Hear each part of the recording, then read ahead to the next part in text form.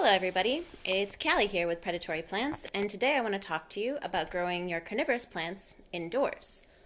Today I'm filming in my apartment where I have a south-facing window in my living room, and this window gets a lot of direct sunlight.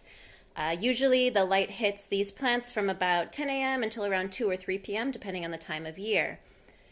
As you can see, all of my Nepenthes here are retaining a lot of leaves. They have good sized pitchers with some pretty good color. And so I'm really happy with how they're growing. And these plants seem to be getting an adequate amount of light.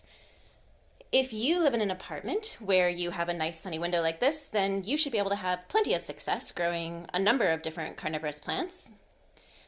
If, however, you don't have a nice sunny window, you can still grow carnivorous plants indoors. The number one way to do that is to augment the light that your plants receive by bringing in some artificial lights. So how do we know what kind of lights can work for growing our plants indoors? The easy answer would be most fluorescent and LED lights are perfectly sufficient for growing your plants indoors. There are more industrial options that people use in professional greenhouses like high pressure sodium and the like, but those really aren't something that you want in your home. One of the easiest answers would be to do something like this. This is a compact fluorescent bulb, which many of you are likely familiar with.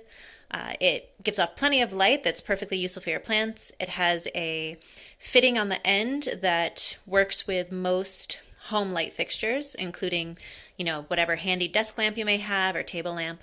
So this is a really great, cheap, and readily available option. Similar to that is this lovely giant LED version that also has that universal fitting that can go into any sort of standard light fixture. The main difference, as you may be noticing, is that this LED light has an enormous housing to deal with the heat that is produced. So for this bulb, if you're going to use one of these in a standard light fixture, you'll really want to make sure that that housing can fit inside of your fixture, because even though the fitting will screw in, the housing may not also fit. Personally, I have this fixture up here that I used with this bulb. The other options you might encounter that are quite common are LED strip lights. So I have a bunch of these LED strip lights myself that are meant to have a double-sided adhesive that sticks them to the underside of a shelf, and then they shine onto the shelf below. You can daisy chain a bunch of these together with their cords so that they're all attached to the same plug, which is a really nice feature.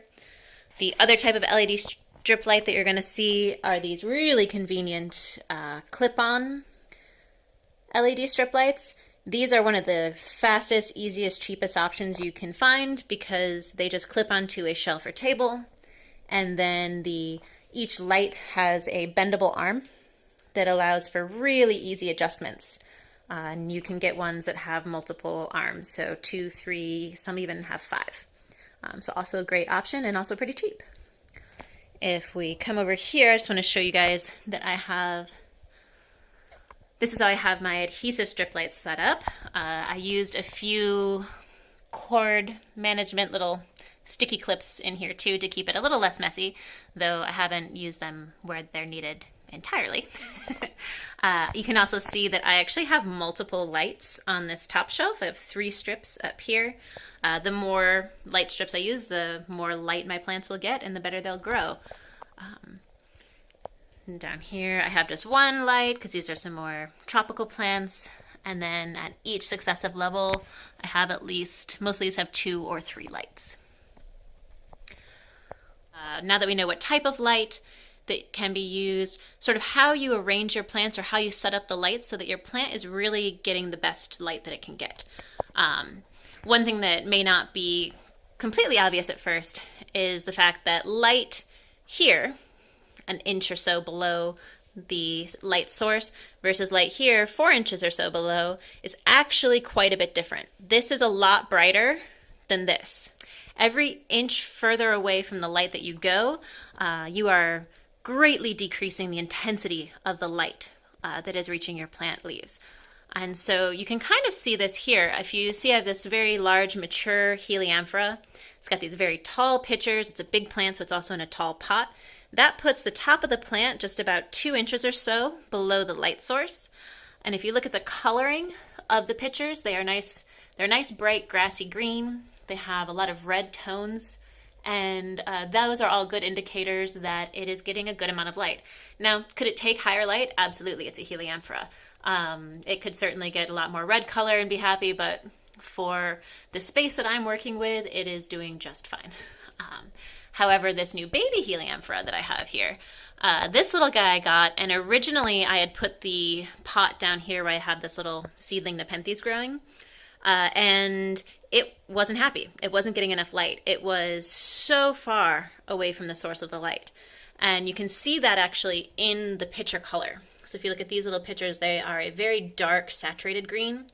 And that just means that the pictures are kicking out a lot of chlorophyll.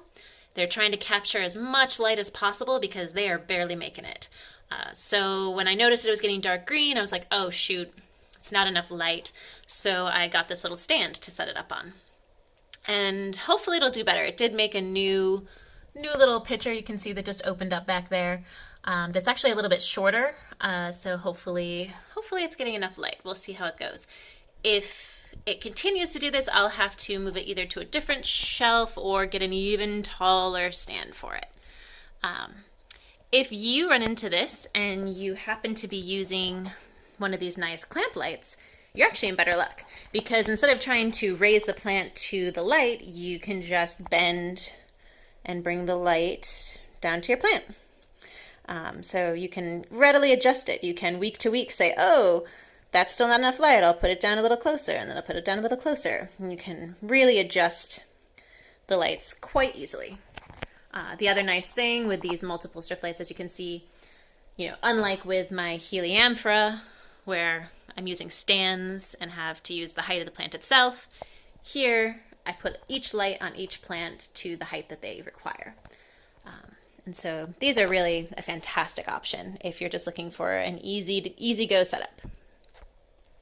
So now that we've kind of talked about how to place your lights, what type of lights to use, how much light to use, the next and kind of final question would be, well, how long do my lights need to be on for my plants? And the answer to that is that generally you want to keep your plant lights on for about 8 to 12 hours a day. I personally put up mine on for about 11 to 12 hours a day. I just find that my plants grow really well. They like it. They kick out more leaves than if I try and do shorter day length for them. One of the easiest ways to make sure that you're hitting enough time is to buy a timer. So these are plug-in switches. So they plug into the wall. You plug your lights in here, and then you set the timer for when you want the plug on and when you want it off. And then you don't have to think about it. It just comes on every day at 8 and goes off every night at 8. This is a kind of old school, really easy to use timer where you just set the times that you want. Hard to do one-handed. You set the times that you want the light to come on and off by adjusting these pins either up or down. Sort of the old school version. The version that I've switched to recently are these smart plugs, which many of you might be familiar with if you have like an Alexa or like a Google Home or something like that. These just plug into the wall and they actually attach to via Bluetooth to an app in your phone, so you can control them there. You can set schedules, you can turn them on and off from the app. I've switched to these not because this wasn't an excellent option, but just because I live in an old apartment that has very few outlets, and all of my outlets are in weird places. So whenever I wanted to adjust my schedule, I had to crawl under some furniture. So this was great for me to be able to readily adjust my schedule. So that is about it. We've talked about growing indoors in a sunny windowsill or under different types of artificial light, either fluorescent or LED. We talked about how close you want your lights to be and how long you want them on for.